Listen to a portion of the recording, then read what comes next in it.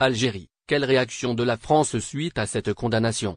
Le tribunal correctionnel de Dar el Beida a rendu un verdict significatif dans l'affaire de l'écrivain franco-algérien Boualem Sansal.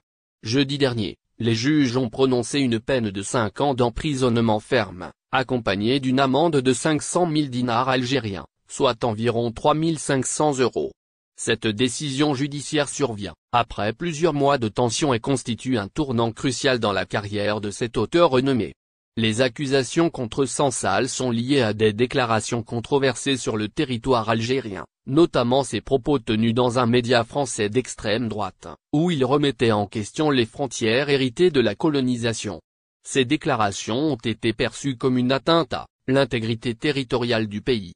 Un écrivain, seul face à la justice. Boualem Sansal est un intellectuel engagé, ancien haut fonctionnaire algérien connu pour ses critiques virulentes du pouvoir et son opposition farouche à l'islamisme. Âgé de 80 ans et souffrant d'un cancer, il s'est présenté à son procès le 20 mars dernier, déterminé à se défendre seul, sans l'assistance d'un avocat. Il a nié toute intention malveillante, affirmant simplement exercer sa liberté d'expression. Son procès a suscité un large écho international, notamment en France où de nombreuses personnalités, y compris des figures politiques comme Marine Le Pen et Éric Zemmour, ont manifesté leur soutien.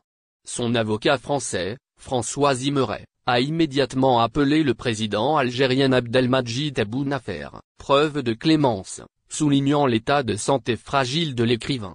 Une crise diplomatique complexe. Cette condamnation intervient dans un contexte de tension diplomatique aiguë entre l'Algérie et la France.